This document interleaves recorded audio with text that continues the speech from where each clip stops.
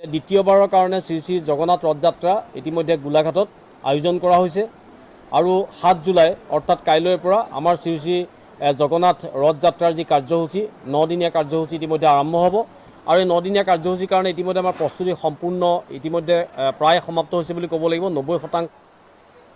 শ্ৰদ্ধাৰ সাংবাদিক বন্ধুসকল আৰু উপস্থিত ৰাইজ, ইতিমধ্যে আপোনালোকে অৱগত যে গোলাঘাটত শ্ৰীলাক নহ'ব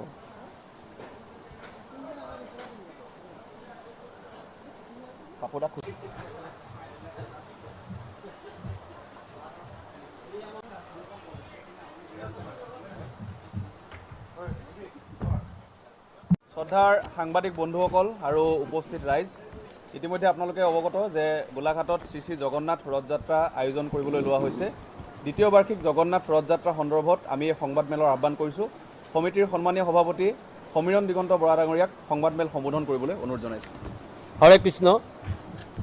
আমি সমগ্ৰ ৰাজ্যবাসীক জনাবলৈ পাই সুখী হৈছোঁ যে দ্বিতীয়বাৰৰ কাৰণে শ্ৰী শ্ৰী জগন্নাথ ৰথযাত্ৰা ইতিমধ্যে গোলাঘাটত আয়োজন কৰা হৈছে আৰু 7 জুলাই অৰ্থাৎ কাইলৈৰ পৰা আমাৰ শ্ৰী শ্ৰী জগন্নাথ ৰথযাত্ৰাৰ যি কাৰ্যসূচী 9দিনীয়া কাৰ্যসূচী ইতিমধ্যে আৰম্ভ হ'ব আৰু এই 9দিনীয়া কাৰ্যসূচীৰ কাৰণে ইতিমধ্যে আমাৰ প্ৰস্তুতি সম্পূৰ্ণ ইতিমধ্যে প্ৰায় সমাপ্ত হৈছে বুলি ক'ব লাগিব। 90% ইতিমধ্যে আমাৰ কাম সম্পূৰ্ণ হৈছে।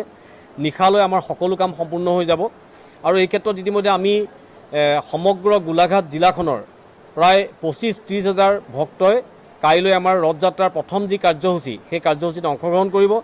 গতিকে গোলাঘাটৰ সকলো ৰাইজক মই আহ্বান জনাইছোঁ যে আপোনালোক সকলো আহক আৰু সকলোৱে শান্তি সম্প্ৰীতি বজাই ৰাখি আমাৰ মহাপ্ৰভু শ্ৰী শ্ৰী জগন্নাথ ৰথযাত্ৰাত সকলোৱে অংশগ্ৰহণ কৰক আৰু আমাৰ এই মহান যি উদ্দেশ্য এই উদ্দেশ্য যাতে আমি সফল হ'ব পাৰোঁ তাৰ কাৰণে মই সকলো ৰাইজক আহ্বান জনাইছোঁ। ইতিমধ্যে আমি জনাইছোঁ যে আপোনালোকক আমি জনাইছোঁ যে কাইলৈ যিটো 7 জুলাইত ইতিমধ্যে সমগ্ৰ দেশ তথা সমগ্ৰ বিশ্বত ইতিমধ্যে ৰথযাত্ৰাৰ কাৰ্যসূচী চলিব। ঠিক একে সময়তে আমাৰ গোলাঘাটতো ৰথযাত্ৰাৰ কাৰ্যসূচী আৰম্ভ হ'ব। ৰথযাত্ৰাৰ যি আমাৰ কাৰ্যসূচী চলিব সেই কাৰ্যসূচী চলিব বিবেকানন্দ সংঘ মন্দিৰ প্ৰাংগণত আমাৰ ইয়াত 8দিনীয়া কাৰ্যসূচী চলিব। কিন্তু কাইলৈ যিটো আমাৰ প্ৰথম ৰথযাত্ৰা আৰম্ভ হ'ব সেই ৰথযাত্ৰা আৰম্ভ হ'ব ধ্ৰুৱনগৰৰ জিমখানাৰ সমীপৰ পৰা আৰম্ভ হ'ব বেঙেনাখোৱা সুভাষ কলনী বিবেকানন্দ মন্দিৰ প্ৰাংগণলৈ।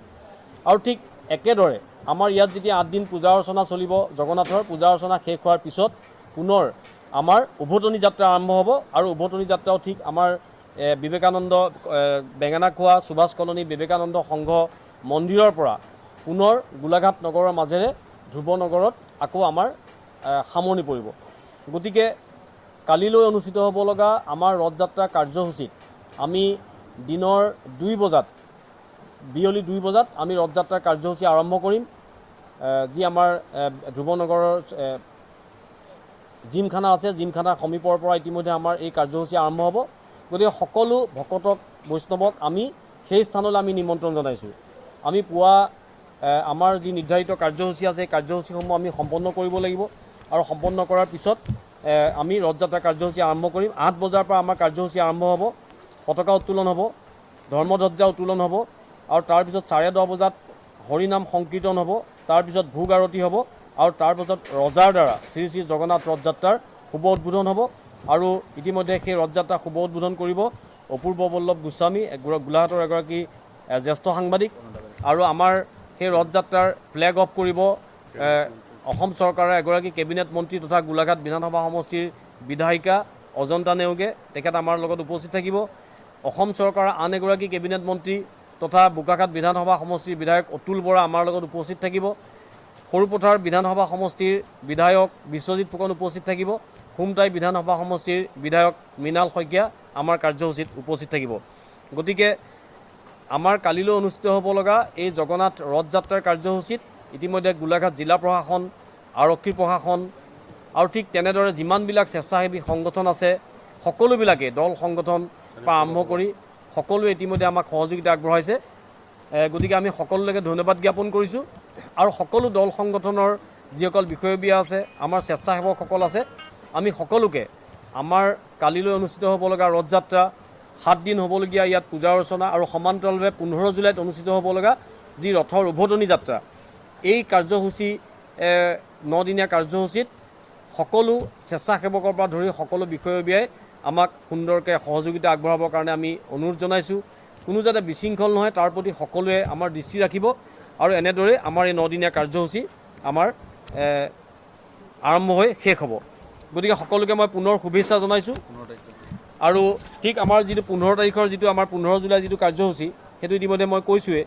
ঠিক 15 জুলাই কাৰ্যসূচী আমাৰ ৰাতিপুৱা 4:30 বজাত মংগল আৰতি হ'ব, পুৱা 5 বজাত তুলসী আৰতি হ'ব, 5:30 বজাত জপা পৰ্ব হ'ব, হৰে কৃষ্ণ মহামন্ত্ৰ জপ হ'ব, 7 বজাত দৰ্শন আৰতি, 8 বজাত গুৰু পূজা, 9 বজাত হৰিনাম কীৰ্তন, 12 বজাত ভোগ আৰতি, 1 বজাত উভতনি ৰথযাত্ৰা শুভাৰম্ভণি।